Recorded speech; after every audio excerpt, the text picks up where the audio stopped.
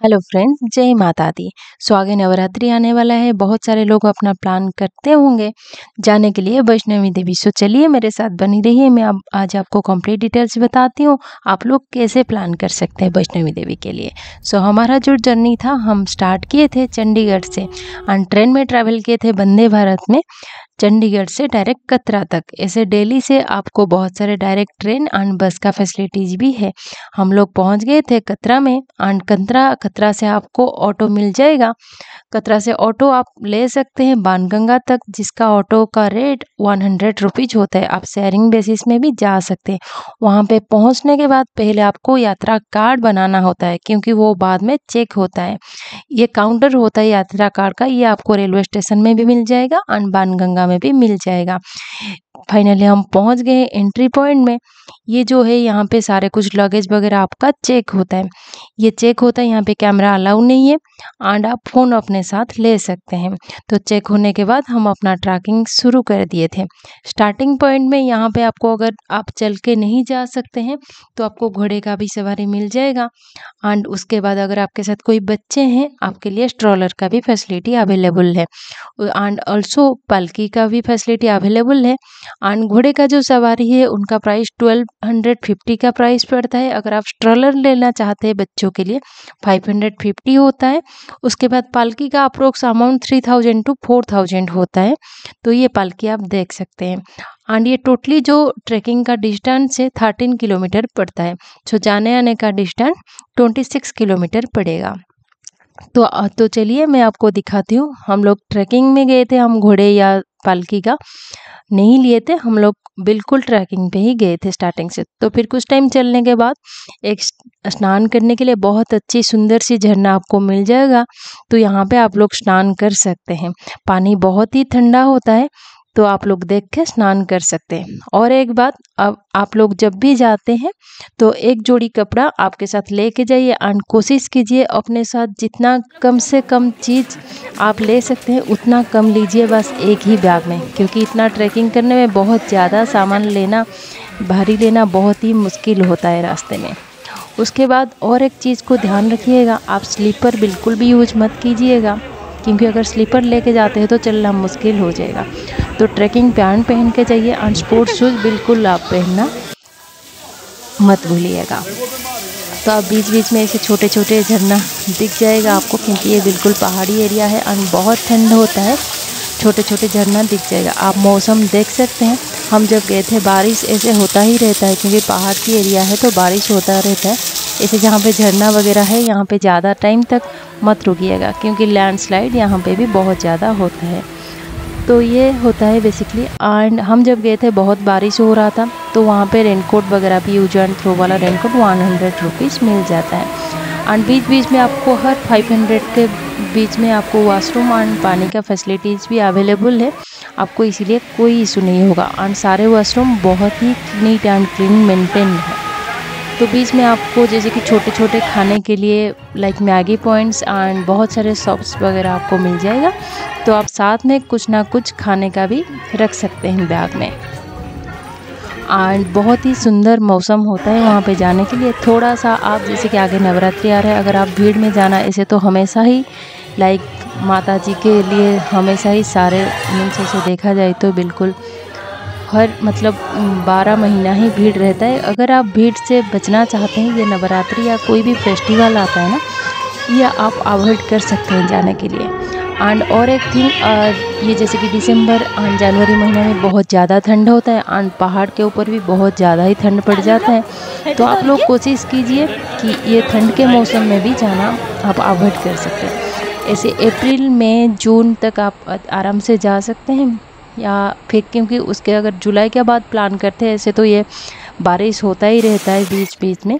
अगर आप जुलाई में प्लान करते हैं या अगस्त में करते हैं, फिर बारिश वहाँ पे बहुत ज़्यादा होता है। ये हम जून में गए थे, फिर भी बारिश वहाँ पे होता रहता है बीच बीच में, बट कोई इशू नहीं होता है, क्योंकि माता जी के दर्शन करने के लिए जाते हैं तो कोई भी कुछ नहीं होता है। बहुत सारे जगह में आपको नोटिस में मिल जाएगा कि यहाँ पे लैंडस्लाइड होने का चांसेस है, तो उसी जगह में आप बिल्कुल भी मत रुकिएगा। तो जैसे ही कुछ टाइम के बाद आप लोग 6 किलोमीटर के बाद आपको अर्धकुंवारी जी मिल जाएंगे। यहाँ पे आप लोग अर्धकुंवारी दर्शन करके फिर चल सकते हैं वैष्णवी देवी जी मंदिर। अर्धकुंवारी का कभी कभी वेट करना, 1 घंटे में आपको दर्शन मिल जाता है, कभी कभी 5 से 6 घंटा भी लग जाता है अगर आपका भीड़ बहुत ज़्यादा रहता है। तो अगर 5-6 घंटा का वेटिंग डिस्टेंस है तो फिर आप लोग डायरेक्ट वहाँ पे टिकट लेके वैष्णवी देवी जी मंदिर आ सकते हैं।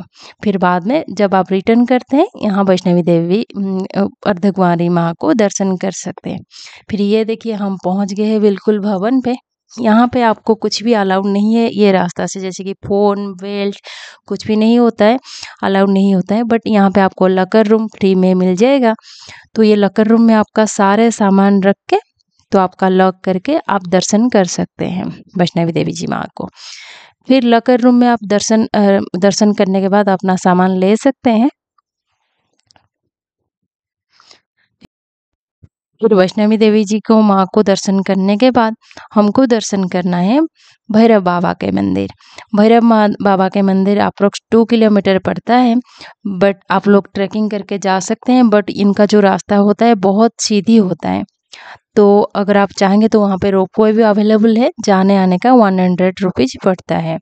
तो ऐसे बोला जाता है अगर आप भैरव बाबा को दर्शन नहीं करते हैं तो आपका जो दर्शन है वो कंप्लीट नहीं होता है। तो आपको भैरव बाबा के मंदिर दर्शन करना ही करना है। तो ये आप व्यू देख सकते हैं, हम भैरव बाबा के ऊपर से लिए हैं। ऐसे हेलीकॉप्टर का भी फैसिलिटी अवेलेबल है। वहाँ पे आपको डॉर्मिटरी बेड भी मिल जाएगा, बट डॉर्मिटरी का जो होता है वो 200 रुपीज़ लेते हैं 4 आवर्स के लिए। ऐसे जो टाइम होता है, मतलब जैसे कि फेस्टिवल होता है, वहाँ पे आपको डॉर्मिटरी मिलना बहुत ही मुश्किल होता है। तो ये ऑनलाइन भी बुकिंग होता है, बट 2 महीने से पहले आपको बुकिंग करना पड़ेगा। अगर वहाँ पे आप जाके बुकिंग करते हैं बहुत मुश्किल होता है डॉर्मिटरी मिलना। बट कोशिश कीजिए कि जैसे ही पहुँच जाए पहले बुकिंग कर लीजिए, क्योंकि आपको वॉशरूम वगैरह भी वहाँ पे मिल जाएगा फ्रेश होने के लिए। ये था कंप्लीट वैष्णवी देवी माता जी के टूर एंड ट्रैवल। एंड अगर कोई सिंगल पर्सन जाते हैं तो आपको अप्रोक्स 3000 to 4000 खर्चा आएगा, तो ज़्यादा नहीं आएगा। वहाँ पे बिल्कुल रेस्टोरेंट वगैरह भी आपको मिल जाएगा, जैसे कि सागर रत्ना हो गया, बीकानेर हो गया, हल्दीराम हो गया। एंड बड़ी ये बात ये है कि जैसे कि बाहर में जो प्राइस रहता है उनका इतना प्राइस नहीं रहता, वो रीजनेबल प्राइस में वहाँ पे सारे कुछ मिल जाएगा। ये आप लोग बिल्कुल व्यू देख सकते हैं। ये हमारे डॉर्मिटरी बेड से ही जो हम लिए थे वहाँ से ही मैंने देखा था, हमें डॉर्मिटरी बेड मिल गया था बड़ा मुश्किल से। तो आप लोग ऐसे ही कर सकते हैं। तो मेरे आंट जैसे ही आप जाते हैं कोशिश कीजिए कि आप ग्रुप में जाइएगा, आपको बहुत ही अच्छा लगेगा, आपको बिल्कुल भी थकान नहीं लगेगा। तो सिंगल जाएंगे तो थोड़ा सा आपको इतना दूर ट्रैवल करना थोड़ा सा मुश्किल हो सकता है। कोशिश कीजिए कि जाइएगा ग्रुप में जय माता दी का नारा लगा के। एंड बहुत ही लोग यहाँ पे मतलब चल के आते हैं, बच्चे हो, बहुत एजेड पर्सन भी जाते हैं। एंड ये जैसे कि केदारनाथ का ट्रैकिंग बहुत हार्ड होता है, वो इतना हार्ड नहीं है, आप लोग आराम से जा सकते हैं। तो फिर फाइनली हम आने के बाद हमारा पैर बहुत ही मतलब पेन हो रहा था, आपको बीच में मिल जाएगा ऐसे मसाज करने के लिए, वो मिल जाएगा। तो हम ले लिए थे थोड़ा, क्योंकि बहुत पेन हो रहा था। तो जैसे आप ट्रैकिंग से आते हैं आपको मिल जाएगा, आई थिंक 50 या 100 रुपीज़ में मिल जाएगा मसाज लेने के लिए। तो ये भी ले लीजिए, थोड़ा सा आपको आराम मिलेगा। तो हम ले लिए थे। फाइनली हम लेने के बाद पहुंच गए थे फिर कतरा रेलवे स्टेशन। आप व्यू देख सकते हैं, ये जो पहाड़ है पीछे से लाइट लग रहा है, ये बिल्कुल हम इतना ऊपर गए थे, फिर गए, फिर इतना नीचे आए। बहुत ही थकान लग रहा था, ऐसे लग रहा था कि मेरा पैर और उठेगा नहीं। बट माता वैष्णवी देवी जी के आशीर्वाद से हम लोग का दर्शन बहुत अच्छे से कंप्लीट हुआ था, बहुत अच्छे से ही हम किए थे। सो सबको जय माता दी। अगर आप लोग का कुछ भी इशू है, कैसे जाना है, कब प्लान करना है, आप लोग मुझे मैसेज कर सकते हैं, मैं आपको और भी आपको मैसेज में बता दूंगी। Thank you. जय माता दी।